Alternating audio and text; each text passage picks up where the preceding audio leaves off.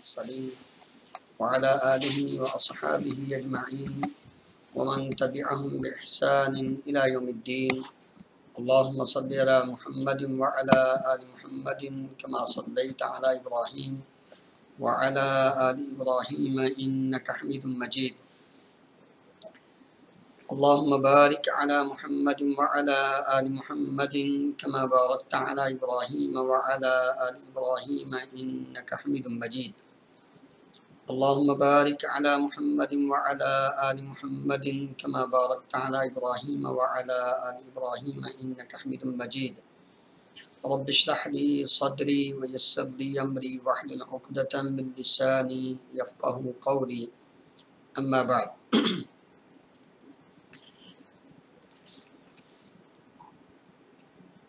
کتاب الجامع بلوغ المرام کی آخری کتاب کا باب نمبر 4 باب الترہیب من مساوی الاخلاق، برے اخلاق سے تنبیہ کا بیان۔ اس کی حدیث نمبر 1485۔ اس کے اندر نبی کریم صلی اللہ علیہ وسلم نے ایک انتہائی اہم مسئلے کی طرف ہماری رہنمائی فرمائی ہے، جو کہ انتہائی خطرناک ہیں اور انسان کی نیکیوں کو تباہ و برباد کرنے کا سبب بن جاتا ہے۔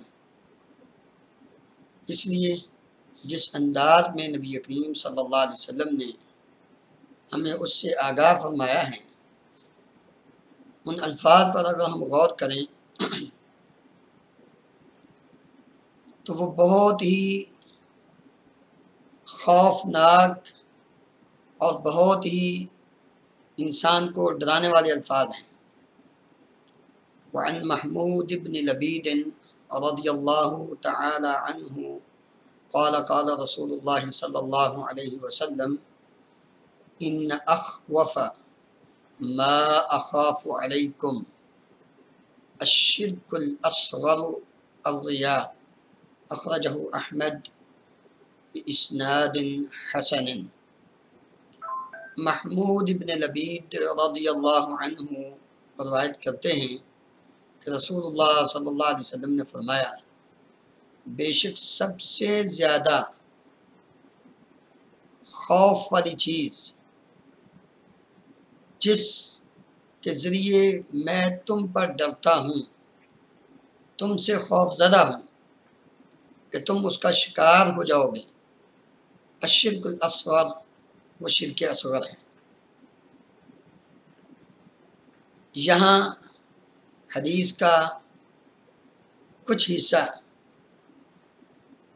وہ بیان نہیں کیا گیا، شاید سند کے اعتبار سے۔ دوسرے مقام پر نبی کریم صلی اللہ علیہ وسلم سے یہ پوچھا گیا کہ وہ کیا ہے شرک اصغر، تو آپ صلی اللہ علیہ وسلم نے پھر وضاحت فرمائی، الریا، وہ ریاکاری ہے، دکھلاوا ہے، کہ انسان معصیت کو چھوڑ دیتا ہے، نافرمانی کو اطاعت کرتا ہے، لیکن اطاعت اس لیے نہیں کرتا کہ اللہ تعالیٰ راضی ہو جائے، نیک اعمال اس لیے نہیں کرتا کہ اللہ تعالیٰ راضی ہو جائے، بلکہ نیک اعمال کرتے ہوئے انسان کی یہ نیت اور خواہش ہوتی ہے کہ لوگ کہیں یہ بڑا نیک آدمی۔ تو نبی کریم صلی اللہ علیہ وسلم نے فرمایا یہ شرک اصغر ہے۔ شرک اکبر کہ انسان اللہ تعالیٰ کی ذات یا اس کی صفات میں کسی کو شریک ٹھہرائے، اس کے امور میں انسان دوسروں کو شریک ٹھہرائے کہ فلاں بھی اللہ تعالیٰ کے معاملات میں ساجی ہے، شریک ہے، اور شرک اکبر انسان کو دین اسلام سے خارج کر دیتا ہے۔ انسان اگر توبہ کیے بغیر فوت ہو جاتا ہے تو اس پر جنت حرام اور جہنم اس کا ٹھکانہ بن جاتا ہے، لیکن شرک اصغر بھی انسان کو جہنم تک پہنچا دیتا ہے۔ اور شرک اصغر میں خاص کر ریاکاری جو ہے یہ اتنا سنگین جرم ہے، نبی کریم صلی اللہ علیہ وسلم کی اس حدیث کے ان الفاظ پر، اخوف یہ اسم تفضیل کا صیغہ ہے، سب سے زیادہ جس چیز پر مجھے خوف ہے تمہارے متعلق نبی صلی اللہ علیہ وسلم فرما رہے ہیں سب سے زیادہ جس چیز کے متعلق مجھے تمہارے متعلق خوف ہے وہ کیا ہے کہ وہ شرک اصغر ہے، تم اس کے اندر پڑ جاؤ گے، ریاکاری تمہارے اندر آئے گی، اعمال میں اخلاص ختم ہوتا جائے گا، اور یہ اتنا بڑا جرم ہے۔ صحیح مسلم کی روایت میں نبی کریم صلی اللہ علیہ وسلم نے فرمایا کہ جہنم کو سب سے پہلے جن 3 آدمیوں سے بھڑکایا جائے گا، تیز کیا جائے گا، وہ کوئی ایسے آدمی نہیں کہ جنہوں نے کوئی گناہ کیے، چوری کی، ڈاکہ مارا، کوئی بدکاری کی، یا انہوں نے کوئی جوا کھیلا، شراب پی، ایسا کوئی عمل نہیں، بلکہ وہ تینوں انسان چوٹی کے 3 نیک عمل کرنے والے۔ سب سے پہلا انسان جس کو لایا جائے گا، نبی کریم صلی اللہ علیہ وسلم نے فرمایا وہ قاری القرآن، وہ عالم دین جس نے قرآن کا علم سیکھا، لوگوں کو آگے سکھایا، آواز اس کی بڑی اچھی، اللہ تعالیٰ اس کو بلا کر اس سے اپنی نعمتیں ان کا اعتراف کروائے گا کہ کیا میں نے تجھ پر فلاں نعمت نہیں کی، تجھے نہیں دی تھی، تجھے نہیں دی تھی، وہ سب نعمتوں کا اعتراف کرے گا، اللہ تعالیٰ کے سامنے اعتراف کرے گا، اقرار کرے گا، یا اللہ تو نے مجھے یہ نعمت بھی دی، یہ بھی دی۔ اللہ تعالیٰ اسے پوچھیں گے تو نے میرے لیے کیا کیا؟ جب میں نے تجھے اتنی نعمتیں دی ہیں تو میرے لیے کیا کر کے آئے ہو؟ یا اللہ تعلمت القرآن وعلمتہ، میں نے قرآن سیکھا اور اس کو آگے لوگوں کو سکھایا۔ اللہ تعالیٰ فرماتے ہیں کذبت، جھوٹ بولتے ہو، تو نے یہ اس لیے کیا تھا، قرآن سیکھا اور آگے سکھایا، لیقال انہ قارئ، کہ یہ آدمی کیا ہے؟ قاری ہے، آواز بڑی ہے اس کی اچھی، لوگ کہیں فقد قیل، دنیا میں لوگوں نے کہا اس کی آواز بڑی پیاری، چلو جی اس کی آواز بڑی پیاری ہے، وہاں جا کے ہم نماز تراویح پڑھتے ہیں، وہاں جا کے نماز پڑھتے ہیں، کیا ہم وہاں کرتے ہیں اس لیے کہ اس کی آواز بڑی اچھی ہے۔ لوگوں نے کہا تیری نیت یہ تھی، لہذا تیری نیت کا تجھے پھل دنیا میں وہ مل گیا، تجھے نے جھوٹ بولا، فرشتوں کو حکم ہوگا اس کو پکڑو جہنم کے اندر پھینکو۔ اللہ ہم سب کو محفوظ فرمائے۔ دوسرا آدمی نبی کریم صلی اللہ علیہ وسلم نے فرمایا لایا جائے گا، کون ہے؟ مجاہد آدمی، شہید آدمی، وہ انسان جس نے اپنی جان، اپنا مال وہ اللہ رب العالمین کے راستے میں جہاد کرتے ہوئے قربان کر دیا۔ اس کو لایا جائے گا اور اس سے پوچھا جائے گا ہاں بھائی میں نے تجھے یہ نعمت دی، یہ نعمت دی، وہ کہے گا ہاں یا اللہ تو نے مجھ پر بڑے انعامات کیے۔ اللہ تعالیٰ اس سے بھی پوچھیں گے میرے لیے کیا کیا تو نے؟ وہ کہے گا یا اللہ میں نے تیرے راستے میں جہاد کیا، اپنا مال خرچ کیا، حتیٰ کہ اپنی جان بھی قربان کر دی۔ اللہ تعالیٰ فرمائیں گے تو بھی کذبتا، جھوٹ بولتا ہے، کیوں؟ تو نے تو یہ سب کچھ اس لیے کیا لیقال انہ جریء، بڑا بہادر آدمی، بڑا دلیر آدمی، کیا نشان حیدر اس نے حاصل کیا ہے، اتنا دلیر آدمی کہ لوگ اس کے یعنی چرچے کرنے لگے۔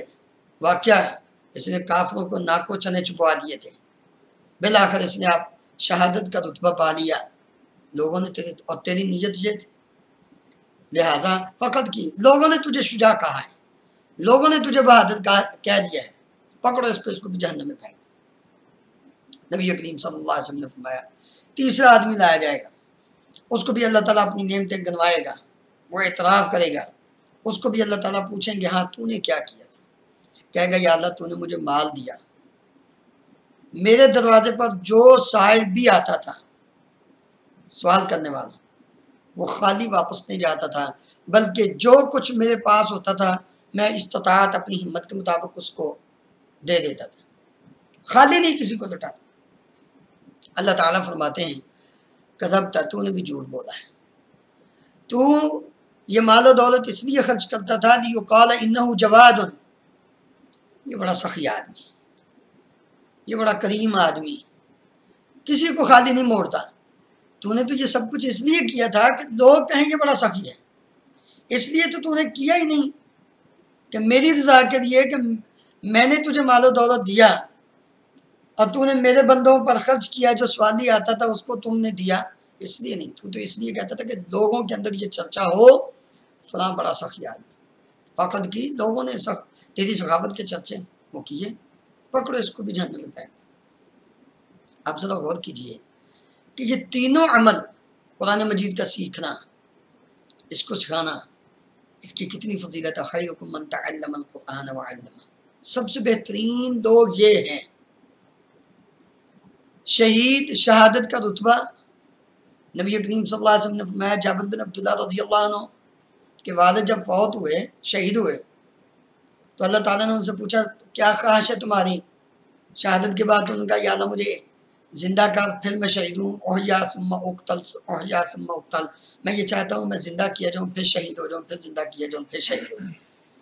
شہادت کا اتنا رتبہ ہے، لیکن جب نیت خراب ہے، ریاکاری ہے، دکھلاوا ہے، تو اس بہترین سوسائٹی یا بہترین گروہ میں ہونے کا کوئی فائدہ نہیں۔ قرآن مجید کی تعلیم و تعلم جو ہے، شہادت کا رتبہ حاصل کرنے کا کوئی فائدہ نہیں ہو رہا۔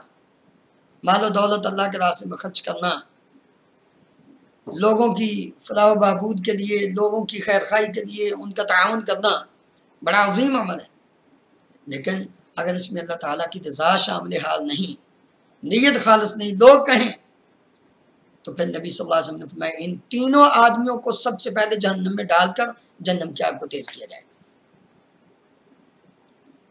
اس لیے ام المومنین سیدہ عائشہ صدیقہ رضی اللہ عنہا نبی کریم صلی اللہ علیہ وسلم سے جب ان آیات کی تلاوت سنتی ہیں، ان الذین هم من خشیۃ ربهم مشفقون والذین هم بآیات ربهم یؤمنون والذین هم بربهم لا یشرکون والذین یؤتون ما آتوا وقلوبهم وجلة انہم الی ربهم راجعون، تو پوچھنے لگی اللہ کے رسول صلی اللہ علیہ وسلم یہ کون لوگ ہیں؟ چوری کرنے والے، برائی کرنے والے؟ تو آپ صلی اللہ علیہ وسلم نے فرمایا لا یا ابنۃ الصدیق، اے صدیق کی بیٹی، یہ وہ لوگ ہیں الذین هم یصلون ویتصدقون ویصومون، یہ وہ لوگ ہیں جو نمازیں پڑھنے والے ہیں، روزے رکھنے والے ہیں، صدقہ کرنے والے ہیں، لیکن وہ ڈرتے ہیں اپنے رب سے کہ کہیں ان کے یہ اعمال برباد نہ ہو جائیں۔ اللہ تعالیٰ سے ڈرتے ہیں، نیک اعمال کرنے کے باوجود وہ ڈرتے ہیں کس بات سے؟ کہ کہیں ریاکاری یا دکھلاوا آنے کی وجہ سے ہمارے اعمال برباد نہ ہو جائیں۔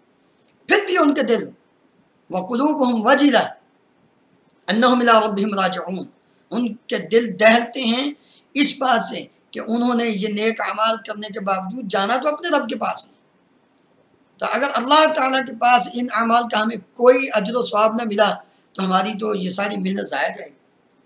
اس لیے نبی کریم صلی اللہ علیہ وسلم نے فرمایا کہ مجھے سب سے زیادہ جس چیز سے تم پر خوف ہے، مجھے ڈر ہے کہ تمہارے اندر ریاکاری آ جائے گی، شرک اصغر آ جائے گا۔ نبی کریم صلی اللہ علیہ وسلم نے فرمایا کہ لوگ شرک کے اندر اس طرح پڑ جائیں گے کہ ان کو شرک کے بارے میں پتہ بھی نہیں چلے گا، کہ جس طرح سیاہ رات میں سیاہ پتھر پر سیاہ چمٹی چل رہی ہو تو اس کا پتہ نہیں چلتا، اس طرح لوگ شرک کے اندر مبتلا ہوں گے۔ ابو بکر صدیق رضی اللہ عنہ عرض کرنے لگے یا رسول اللہ صلی اللہ علیہ وسلم پھر اس سے بچا کیسے جائے گا، اس سے بچا کیسے جائے گا؟ تو آپ صلی اللہ علیہ وسلم نے فرمایا یہ دعا پڑھ لیا کرو، اللہ شرک اکبر سے بھی شرک اصغر سے بھی محفوظ رکھے گا۔ اللہم انی اعوذ بک ان اشرک بک شیئا وانا اعلم واستغفرک لما لم اعلم، اے اللہ میں تجھ سے تیری پناہ چاہتا ہوں کہ میں جانتے بوجھتے شرک میں مبتلا ہو جاؤں، اور میں استغفار کرتا ہوں، بخشش طلب کرتا ہوں، معافی مانگتا ہوں اس سے کہ جو لا علمی میں مجھ سے شرک ہو جاتا ہے۔ وَأَسْتَغْفِرُكَ لِمَا لَمْ أَعْلَمْ یا لِمَا لَا أَعْلَمْ، یعنی شرک کہ جس شرک کا مجھے پتہ ہی نہیں چلتا اور مجھ سے وہ ہو جاتا ہے، اس سے میں تیری کیا چاہتا ہوں؟ بخشش مانگتا ہوں، استغفار کرتا ہوں، اور جس کا مجھے پتہ ہے اس میں مبتلا ہونے سے تیری پناہ چاہتا ہوں، تو مجھے بچا دینا۔ تو جب انسان یہ دعا اپنے رب سے مانگتا رہتا ہے شرک سے بچنے کی، تو اللہ تعالیٰ اپنے بندے کو شرک اکبر اور شرک اصغر سے محفوظ رکھتے ہیں۔ اگلی حدیث میں نبی کریم صلی اللہ علیہ وسلم نے منافق کی علامات کو بیان فرمایا۔ منافق انسان، یہ چونکہ دو سندوں کے ساتھ اس حدیث کو نقل کیا گیا ہے، اس لیے اس کے دو نمبر دیے گئے ہیں، 86 اور 87۔ ایک میں ابو ہریرہ رضی اللہ عنہ راوی ہیں اور دوسری میں عبداللہ ابن عمر رضی اللہ عنہما راوی ہیں۔ وعن ابی ہریرہ رضی اللہ تعالی عنہ قال قال رسول اللہ صلی اللہ علیہ وسلم آیت المنافق ثلاث اذا حدث كذب واذا وعد اخلف واذا اؤتمن خان، متفق علیہ۔ ولہما من حدیث عبداللہ بن عمر رضی اللہ تعالی عنہما وَإِذَا خَاصَمَ فَجَرَ۔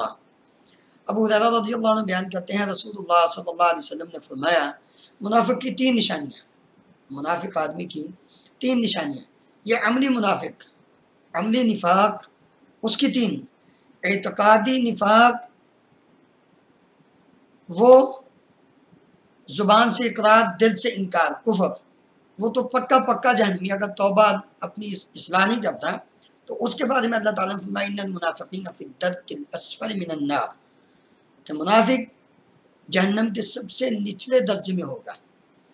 لیکن جو انسان عقیدتاً دل سے اقرار، زبان سے اقرار، دل سے تصدیق ایمان کی ہے، عمل بھی کرتا ہے، لیکن اس کے اندر یہ بری خصلتیں پائی جائیں تو نبی صلی اللہ علیہ وسلم نے فرمایا یہ نفاق کی، منافق کی علامات ہیں۔ ایک روایت میں 4 اربع من کن فیہ کان منافقا خالصا، 4 ہوں تو پکا منافق، اور اگر ان میں سے کوئی ایک ہو تو ایک نفاق کی علامت اس کے اندر پائی جائے گی حتیٰ کہ اس کو چھوڑ دے، نبی صلی اللہ علیہ وسلم نے فرمایا۔ تو اس میں 3 کا ذکر پہلے میں آیت المنافق ثلاث، منافق کی 3 نشانیاں ہیں، اور منافق کی تعریف نفاق کی آپ نے وہ سورہ منافقون کی تفسیر میں یہ پڑھی کہ نفاق نافقہ سے، نافقہ وہ جانور کہ جو اپنا گھر، اپنی بل کے 2 منہ بناتا ہے، ادھر سے خطرہ ہو تو ادھر چلا جاتا ہے، ادھر سے خطرہ ہو تو ادھر چلا جاتا ہے۔ اور منافق کو نبی کریم صلی اللہ علیہ وسلم نے ذل وجہین کہا ہے، 2 چہروں والا۔ اس کے بعد یاتی بہا اولائی بوجہ وہا اولائی بوجہ، ان لوگوں کے پاس آتا ہے تو ایک چہرہ لے کر، دوسروں کے پاس جاتا ہے تو دوسرا چہرہ لے کر، یعنی ان کے پاس آیا تو ان کے مطلب کی، جیسا کہ اللہ تعالیٰ نے سورہ بقرہ میں کیا فرمایا وَإِذَا قِيلَ لَهُمْ وَإِذَا لَقُوا الَّذِينَ آمَنُوا قَالُوا آمَنَّا وَإِذَا خَلَوْا إِلَىٰ شَيَاطِينِهِمْ قَالُوا إِنَّا مَعَكُمْ إِنَّمَا نَحْنُ مُسْتَهْزِئُونَ۔ جب ایمان والوں سے ملتے تھے منافق تو ان کو کیا کہتے تھے؟ ہم تو مومن ہیں۔ اور جب اپنے شیطانوں کے پاس جاتے تھے، سرگنوں کے پاس جاتے تھے تو ان کو کہتے تھے اِنَّا مَعَكُمْ، ہم تو تمہارے ساتھ، إِنَّمَا نَحْنُ مُسْتَهْزِئُونَ، مسلمانوں کے ساتھ ایسی ہم ٹھٹھا کر رہے تھے، مذاق کر رہے تھے، ہم تو اصل تمہارے ساتھ ہیں۔ تو نبی صلی اللہ علیہ وسلم نے فرمایا کہ یہ اگر ہم ان نشانیوں پر غور کریں تو جو نشانی انسان کے اندر جس طرح پائی جائے گی وہ اس بات پہ دلالت کرتی ہے کہ اس کے اندر وہ ایک خصلت پائی گئی ہے، وہ 2 چہروں والی۔ اذا حدث کذب، سب سے پہلی کہ جب وہ بات کرے تو جھوٹ بولتا ہے، بات کرتا ہے تو جھوٹ بولتا ہے۔ تو انسان، ظاہر بات ہے کہ جھوٹ اسی وقت بولا جاتا ہے جب بات 2 ہوں، حقیقت کچھ اور ہے اور بیان کچھ اور کی جاتی ہے، تو گویا کہ 2 چہرے انسان کے ہو گئے۔ تو انسان کو جھوٹ بول کر اپنے آپ کو نفاق کی علامت کے اندر داخل نہیں کرنا چاہیے۔ اور ویسے بھی جھوٹ یہ کوئی اچھی چیز تو نہیں، اگر منافق کی علامت نہ بھی ہو تو جھوٹ کوئی اچھی چیز تو نہیں۔ نبی کریم صلی اللہ علیہ وسلم نے کیا فرمایا؟ خواب سنایا آپ نے صحابہ کو، لمبی حدیث ہے، خواب سنایا، اور اس خواب کے اندر کے 2 فرشتے آئے، انہوں نے مجھے کہا چلو چلیں، پہاڑی آئی، پہاڑ کے اوپر چڑھنے کا کہا، میں نے کہا مجھ سے نہیں چڑھا جاتا، وہ ایک لمبی حدیث۔ اس میں آپ نے ایک آدمی کا جو ذکر کیا کہ میں نے دیکھا کہ ایک آدمی لیٹا ہوا ہے، بلکہ بیٹھا ہوا ہے، دوسرا اس کے پاس اس کی یعنی بادشاہ میں ڈال کر ایک کنڈی سی لوہے کی، تو وہ چیرتا ہوا اس کی گدی تک لے جاتا ہے، پھر ناک میں اندر ڈالتا ہے تو چیرتا ہوا گدی تک لے جاتا ہے، پھر آنکھ کے اندر ڈالتا ہے تو پیچھے تک لے جاتا ہے، پھر وہ بائنڈا لگاتے ہیں، جب بائیں جانب سے فارغ ہوتا ہے تو دائیں جانب اس کی بالکل صحیح ہو چکی ہوتی، پھر ادھر آتا ہے تو اتنی دیر میں بائیں جانب اس کی صحیح ہو چکی ہوتی۔ میں نے پوچھا یہ کون آدمی ہے؟ تو انہوں نے، فرشتوں نے مجھے کیا جواب دیا، یہ وہ انسان ہے جو صبح ہوتی ہے تو جھوٹ بولتا ہے، تبلغ الآفاق، اس کا جھوٹ پوری دنیا میں پہنچ جاتا ہے۔ آج دیکھ لیں کہ انسان کہاں بیٹھا ہے اور پوری دنیا پہ اس کی آواز پہنچتی ہے، اور وہ بڑے دھڑلے سے جھوٹ بول رہا ہوتا ہے۔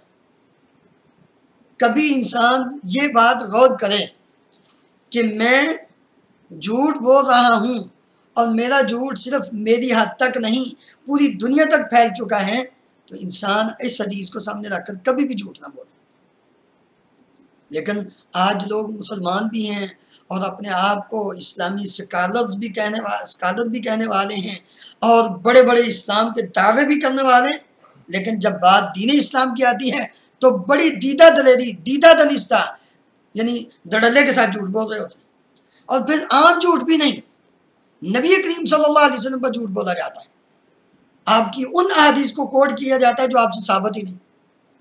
اور آپ صلی اللہ علیہ وسلم نے کیا فرمایا، مجھ سے بیان کرو کوئی حرج نہیں، لیکن من کذب علی متعمدا فلیتبوأ مقعدہ من النار، جس انسان نے مجھ پر جانتے بوجھتے جھوٹ بولا اس کو اپنا ٹھکانہ جہنم میں بنا دینا چاہیے۔ اتنا سنگین جرم ہے کہ انسان نبی کریم صلی اللہ علیہ وسلم کی طرف غلط حدیث سے موضوع من گڑت روایات کو پیش کرے۔ تو اس لیے انسان کو کسی بھی حدیث کو شیئر کرنے سے پہلے اس بات کا پورا خیال کرنا چاہیے کہ کیا یہ نبی کریم صلی اللہ علیہ وسلم سے ثابت ہے، اگر ہے تو ٹھیک ہے آگے شیئر کر دے، نہیں تو انسان رک جائے، کہیں یہ اس گناہ کے زمرے میں نہ آ جائے کہ اس نے بھی نبی صلی اللہ علیہ وسلم پر جھوٹ بول دیا ہے، زبان سے نہیں تو عملاً تحریراً اس نے یہ کام کر دیا۔ تو نبی صلی اللہ علیہ وسلم نے فرمایا اذا حدث کذب، پہلا کہ انسان جب وہ بات کرتا ہے تو جھوٹ بولتا ہے، دوسرا وَإِذَا وَعَدَ أَخْلَفَ، جب وعدہ کرتا ہے تو خلاف ورزی کرتا ہے۔ یہ تو اتنا عام ہو چکا ہے، اللہ ہم سب کو محفوظ فرمائے، کہنے والا سننے والے اس کا شکار ہو جاتے ہیں۔ بس یہ آیا میں 2 منٹ میں آیا، 2 منٹ میں 2 چیزیں اس کے اندر پائی گئی، ایک جھوٹ پایا گیا اور ایک وعدہ خلافی پائی گئی۔ 2 منٹ کے کئی 2 منٹ گزر جاتے ہیں، نہ آیا نہ وعدہ پورا ہوا، ایک جھوٹ بولا گیا ایک وعدہ خلافی ہو گئی۔ صاف صاف انسان کہہ، ہاں جس چیز کا علم نہیں، اس کے اپنے کنٹرول میں نہیں، کسی پہ ڈیپینڈ ہے تو کہہ دے بھائی ابھی کنفرم نہیں، جب ہوگا آپ کو بتا دوں گا، بس بات ختم۔ کوشش کر رہے ہیں، ہو سکتا ہے اسی ویک میں ہو جائے، ہو سکتا ہے اگلے ویک میں ہو جائے، میرے پاس نہیں ہے، کنفرم نہیں ہے، کوشش کر رہے ہیں، لیکن یہ نہیں کہ لازمی اس ہفتے میں، لازمی اس دن میں، لازمی آج ہی کام ہوگا، نہیں۔ انسان یقین کے ساتھ تب بات کرے جب اس کے اپنے کنٹرول میں کوئی چیز ہے، ہاں واقعی ہو جائے گا۔ بلکہ میں تو یہ سمجھتا ہوں کہ جہاں 2 منٹ ہیں وہاں انسان 10 منٹ کہے، بے شک اس نے 2 منٹ میں پہنچنا ہے، 10 منٹ کہے، خود انتظار کر لے 2 منٹ جا کر 5 منٹ، لیکن کسی سے اس طرح کی بات یہ وعدہ خلافی میں آتی ہے چیز معمولی، لیکن اگر اس پر ہم غور کریں تو یہ بڑی دور تک انسان کو لے جاتی ہے، اور یہیں سے پھر بڑھتی بڑے بڑے اونچے وعدے جو ہیں وہ بھی انسان کے وعدہ خلافی کے زمرے میں آ جاتے ہیں۔ اور نبی صلی اللہ علیہ وسلم نے فرمایا لا ایمان لمن لا عہد له، ولا لا ایمان لمن لا امانت له، ولا دین لمن لا عہد له، اس بندے کے اندر ایمان ہی نہیں جو امانت دار نہیں۔ جو اگلی تیسری نبی صلی اللہ علیہ وسلم نے منافق کی وہ بیان کی ہے خصلت، بری خصلت بیان کی، وَإِذَا اؤْتُمِنَ خَانَ، جب اس کے پاس امانت ہو تو وہ امانت میں خیانت کرے۔ جب اس کے پاس امانت رکھی جائے، اس کو امین قرار دیا جائے، ضروری نہیں مال و دولت کی امانت ہی ہو، پرسنل انسان کی کوئی بھی ڈسکشن ہوتی ہے یہ امانت ہے، جب وہ کسی اور کے سامنے بات نہیں کرتا، وہ آپ کو ایک امین سمجھ کر آپ کے ساتھ مشورہ کر رہا ہے، تو آپ کا یہ حق بنتا ہے کہ اس کو اپنے پیٹ کے اندر اتنی گہرائی میں جگہ دیں کہ وہ باہر نہ نکل پائے۔ آپ امین ہیں، آپ کو اس نے امانت دار سمجھا، تب اس نے اپنی پرسنل بات آپ سے ڈسکس کی ہے، لیکن اگر آپ اس کی عدم موجودگی میں دوسروں کو بتاتے ہیں گویا آپ نے امانت میں خیانت کی۔ اس لیے اسی طرح امانت میں خیانت کہ انسان غسل جنابت نہ کرے، یہ امانت میں خیانت ہے۔ اللہ تعالیٰ نے انسان کو طاہر پیدا کیا ہے۔ طہارت کا الطہور شطر الایمان، طہارت نصف ایمان ہے۔ تو ایمان جب امانت میں خیانت ہوئی، طہارت نہ ہوئی تو امانت میں خیانت ہوئی، ایمان ہی باقی ہے۔ لا ایمان لمن لا امانت له ولا دین لمن لا عہد له۔ جو وعدے کی پاسداری نہیں کرتا اس کا دیندار، وہ دیندار کیسا ہے؟ ولا دین لمن لا عہد له، جس نے عہد کی پاسداری نہیں کی، وعدے کی پاسداری نہیں کی، وعدہ کر کے وعدہ خلافی کر گیا، امانت میں خیانت اس نے کر لی، تو گویا کہ اس کا ایمان ہی نہیں، اس کا دین۔ تو یہ تین نشانیاں نبی صلی اللہ علیہ وسلم نے منافق کی بیان کی، صحیح بخاری اور صحیح مسلم میں۔ صحیح بخاری اور صحیح مسلم کی دوسری روایت میں عبداللہ ابن عمر رضی اللہ عنہما چوتھی جو خصلت بیان کرتے ہیں نبی صلی اللہ علیہ وسلم سے، وہ کیا ہے؟ وَإِذَا خَاصَمَ فَجَرَ، جب وہ جھگڑا کریں، جھگڑا ہو ہی جاتا ہے انسان کا کسی کے ساتھ، تو پھر فجر، خوب گالیاں نکالے۔ گالیاں جب انسان بکتا ہے تو یہ نفاق کی علامت ہے۔ اور آج کل دیکھ لیں، لڑائی نہ بھی ہو پھر بھی گالیاں، لڑائی نہ، گاڑی سٹارٹ نہ ہو رہی ہے صبح صبح سردی کے موسم میں، 2-3 گالیاں سے ہی ٹھوک دیتے ہیں۔ صحابی آئے، یا رسول اللہ مجھے کوئی نصیحت کیجئے، دیکھیں صحابہ کا عمل، مجھے کوئی نصیحت کیجئے۔ آپ صلی اللہ علیہ وسلم نے فرمایا کسی کو گالی نہ دیا گا۔ کیا کہتے ہیں، کیا عرض کرتے ہیں، وہ بعد میں بیان کرتے ہیں، کہتے ہیں نبی صلی اللہ علیہ وسلم نے فرمایا تھا کسی کو گالی نہیں دینی، میں نے اس کے بعد کسی آزاد آدمی کو گالی تو بڑی دور کی بات ہے، کبھی کسی غلام اور جانور کو بھی گالی نہیں دی۔ لیکن ہم ماں بہن کی گالی تو ایک نارمل روٹین میں، اور بڑے بڑے علماء گالیاں نکالتے ہیں، یعنی عام آدمی کی تو بات چھوڑیے، بڑے بڑے مولوی گالیاں نکالتے ہیں، کہتے جی فلاں بزرگ گالیاں نکالتے رہے تھے، وہ مستجاب۔ بھائی ان کا عمل ان کے ساتھ ہے، کوئی بزرگ نیک آدمی اگر گالی نکالی ہے اس نے اور اس کی دعا بھی اللہ قبول کرتا ہے تو اس کا معاملہ اس کے ساتھ ہے۔ یہ ہمارے ساتھ، ہمارے پاس یہ کوئی دلیل تو نہیں گالیاں نکالنے کی۔ نبی کریم صلی اللہ علیہ وسلم نے ہمیں گالیاں نکالنے سے منع کیا ہے، گالی نہیں دینی کسی کو۔ تو اس لیے آپ نے منافق کی یہ علامت بیان کی کہ جب کبھی جھگڑا ہو جائے کسی کے ساتھ تو وہ گالیاں نکالے، تو انسان کو اس سے بچنا چاہیے۔ جو منافق کی 4 علامتیں نبی کریم صلی اللہ علیہ وسلم نے بیان فرمائی۔ اور اگلی حدیث میں مسلمان کو گالی نکالنے کے بارے میں نبی صلی اللہ علیہ وسلم کا فرمان سنیے، 88 میں عبداللہ بن مسعود رضی اللہ عنہ بیان کرتے ہیں، رسول اللہ صلی اللہ علیہ وسلم نے فرمایا سباب المسلم فسوق وقتالہ کفر، متفق علیہ، صحیح بخاری صحیح مسلم میں۔ مسلمان کو گالی دینا فسق ہے، نافرمانی ہے، یعنی مسلمان کو گالی دینا اللہ کی نافرمانی ہے۔ اندازہ کیجئے کہ مسلمان کا کتنا مقام ہے۔ ہم اپنے آپ کو مسلمان کہتے ہوئے شرماتے ہیں، لوگ کہیں گے یہ مسلمان ہے، کیوں؟ اس لیے کہ ہم مسلمانوں والے کام ہی نہیں کرتے، ہم صحیح مسلمان۔ اللہ تعالیٰ تو فرماتے ہیں الیوم یئس الذین کفروا من دینکم فلا تخشوہم، کافر تمہارے دین سے نا امید ہو چکے ہیں، لہذا ان سے ڈرنا نہیں ہے، وخشونی، مجھ سے ڈرو۔ الیوم اکملت لکم دینکم واتممت علیکم نعمتی ورضیت لکم الاسلام دینا، میں نے تمہارے لیے دین اسلام کو پسند کیا۔ اتنا اچھا دین جب تم اس کے اوپر صحیح معنوں میں عمل کر کے زندگی بسر کرو گے، سچے مسلمان بن کر، تمہارا مقام و مرتبہ اونچا ہوگا۔ اور ایسے مسلمان کو گالی دینا سباب المسلم فسوق، اللہ کی نافرمانی، گالی تم مسلمان کو دے دے اور نافرمانی اپنے رب کی کر دیں۔ وقتالہ کفر، اور ایسے مسلمان کو قتل کرنا یہ کفر ہے۔ مسلمان کا قتل، نبی صلی اللہ علیہ وسلم نے کیا فرمایا کہ مسلمان کا مقام و مرتبہ ایک مومن کی شان، جس طرح آج کا دن 9 ذوالحج کا آپ نے فرمایا، یہ حرمت والا مہینہ، یہ حرمت والا دن، یہ حرمت والا شہر مکہ، جتنی حرمت اس کی ہے اس سے کہیں بڑھ کر ایک مسلمان کی حرمت ہے۔ اور آپ عمر بن خطاب رضی اللہ عنہ کیا فرمایا کرتے ہیں، اگر اہل یمن ایک مسلمان کے قتل میں شریک ہو جائیں میں سب کو قتل کر دوں۔ اور نبی کریم صلی اللہ علیہ وسلم نے فرمایا اگر ایک مسلمان کے قتل میں روئے زمین کے سارے لوگ شریک ہوں اللہ ان سب کو جہنم میں پھینکے گا۔ ایک مومن کی یہ شان ہے مسلمان کی، چاہے کہ اس کو گالیاں دی جائے اور اس کو قتل کیا جائے۔ اگلی حدیث میں بدگمانی سے بچنے کا، اور یہ بہت ہی اہم ٹاپک ہے، لیکن چونکہ وقت اتنا ہی تھوڑا سا اس کی طرف اشارہ کرتے ہیں، بدگمانی۔ وعن ابی ہریرہ رضی اللہ تعالی عنہ قال قال رسول اللہ صلی اللہ علیہ وسلم ایاکم والظن فإن الظن اکذب الحدیث، متفق علیہ۔ ابو ہریرہ رضی اللہ عنہ بیان کرتے ہیں ایاکم، بچو، جیسے ہم نے پچھلی کلاس میں یہ پڑھا تھا ایاکم والحسد۔ ایاکم یہ اسم فعل ہے اسم معنی فعل کا، ایاکم اتقے، اتقے بچ جاؤ، کس سے؟ والظن برے گمان سے۔ کیوں؟ فإن الظن اکذب الحدیث، کیونکہ بدگمانی سب سے جھوٹی بات ہے۔ بھئی اگر آپ کو کسی کے متعلق کوئی خبر ملی ہے کہ اس نے آپ کے بارے میں کوئی ایسے الفاظ سنے ہیں، بیان کیے ہیں، کسی نے بتایا ہے، تو آپ پہلے اس کی تحقیق کریں۔ کیوں؟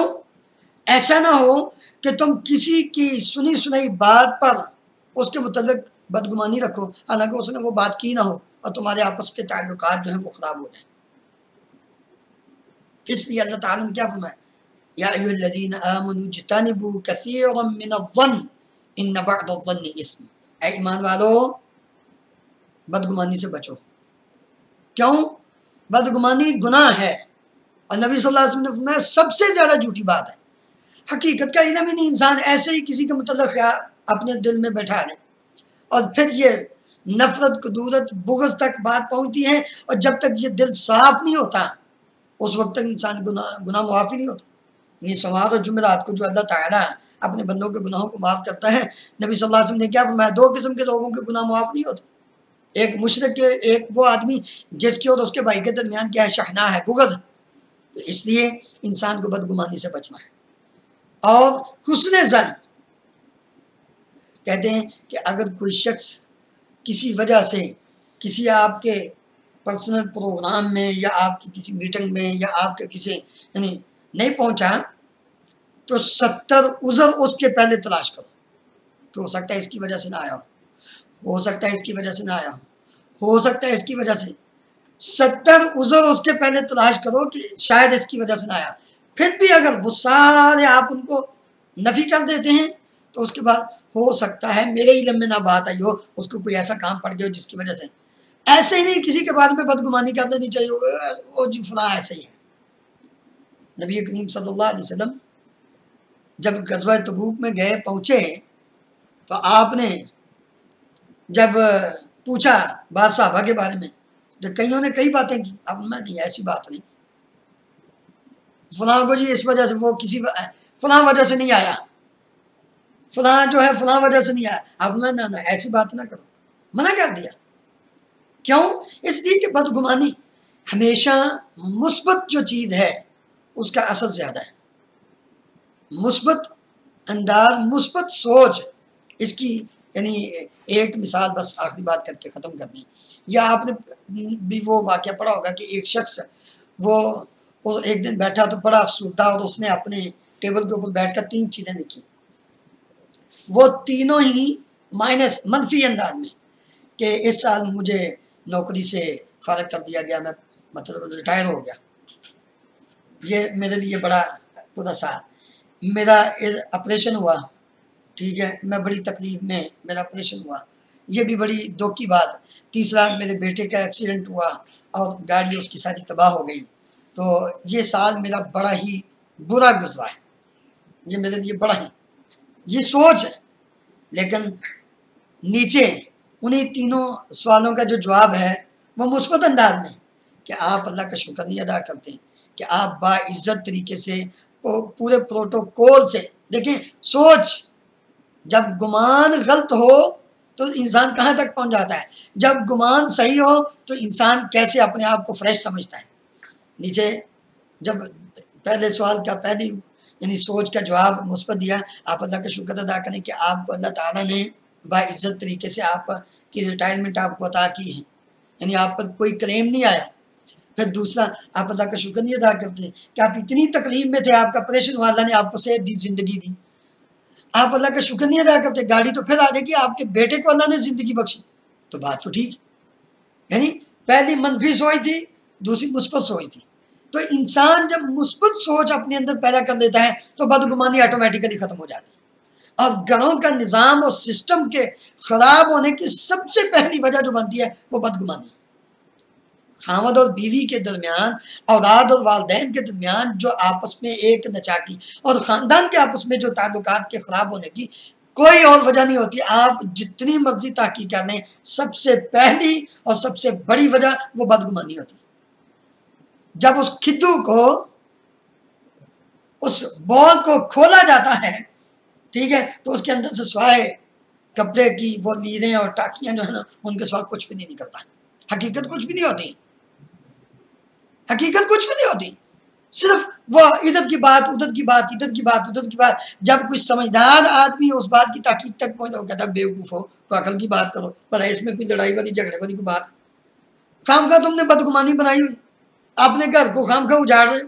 تو اس لیے انسان کو نبی صلی اللہ علیہ وسلم نے فرمایا بدگمانی سے بچو، یہ سب سے بڑی جھوٹی بات ہے. اللہ ہم سب کو عمل کی توفیق عطا فرمائے. ہم پوری کوشش کرتے ہیں لیکن ریاکاری بھی آ جاتی ہے، جی، اور پوری کوشش کرتے ہیں اور بدگمانی بھی آ جاتی ہے، اور یہ کروانے والا شیطان ہے. جی جی یہ کروانے والا جی جی شیطان ہے، اور اس میں اللہ تعالیٰ سے ہم بعد میں جا کے معافی مانگتے ہیں، یا اللہ یہ ہم سے کیا ہو گیا. تو اس میں یہ ہماری اپنی ذات تو نہیں ہے جو ایسا کروانا، یہ تو شیطان کروا رہا ہے. تو اس میں انسان اگر معافی مانگ لیتا ہے، خیر اللہ تعالیٰ تو معاف کرتا ہے، لیکن یہ شیطان کے وسوسے سے کس طرح بچا جائے؟ یعنی پوری کوشش کرتے ہوئے بندہ بچ جاتا ہے، پھر دوبارہ پھر بچتا ہے، پھر دوبارہ. نماز یہی ایمان کی علامت ہے. جب انسان اس بات کا احساس اس کے اندر پیدا ہو جاتا ہے، اوہو میں نے یہ جو عمل کیا ہے یہ اس لیے کہ لوگ کہیں گے، تو انسان کو یہ احساس ہے، اللہ تعالیٰ سے معافی مانگتا ہے تو یقیناً اللہ تعالیٰ اس کو معاف کرنے والے ہیں، یقیناً، اور اس کے عمل کو بھی قبول کرنے والے ہیں. کہ انسان کی پوری کوشش ہونے کے باوجود پھر اگر اس سے یہ ایسا ہو جاتا ہے، اور خصوصاً جب نماز کے اندر وسوسہ آئے اور اس قسم کی بات آئے، تو نبی کریم صلی اللہ علیہ وسلم نے وہ جو دعا سکھلائی، انسان اس کو پڑھے تو اس سے انشاءاللہ یہ وسوسہ دور ہو جائے گا. اللہم انی اعوذ بک، اللہم اعوذ باللہ من خنزب الشیطان الرجیم. اعوذ باللہ من خنزب، یہ ایک شیطان ہے خنزب، اس سے انسان پناہ مانگے. اعوذ باللہ من خنزب الشیطان الرجیم، خنزب شیطان جو مردود ہے اس سے میں پناہ مانگتا ہوں. اور یہ پڑھ کر دل میں زبان سے پڑھ کر تو بائیں جانب اپنی گردن کو، نماز کی حالت میں بائیں جانب اپنی گردن کو تھوڑا سا موڑ کر اس طرح انسان کریں جس سے دوسرا آدمی وہ بھی محسوس نہ کرے اور اس کا وہ عمل بھی ہو جائے، اور اللہ تعالیٰ، اور یقیناً انسان بالکل فریش ہو جاتا ہے اور اس کی توجہ پوری جو ہے وہ اپنے اس عمل کی طرف ہو جاتی ہے. تو انسان کو یہ عمل کرنا چاہیے اور یقیناً اس سے بہت فائدہ ہوگا. جہاں تک بدگمانی کا تعلق ہے، جہاں تک بدگمانی کا تعلق ہے، اور خصوصاً بدگمانی گھریلو معاملے میں،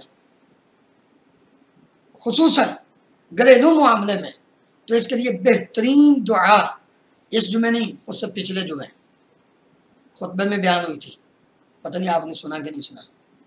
صفات عباد الرحمن، جو ان میں سب سے آخری جو صفت ہے عباد الرحمن کی، وہ کیا ہے؟ والذین یقولون ربنا هب لنا من ازواجنا وذریاتنا قرۃ اعین واجعلنا للمتقین اماما.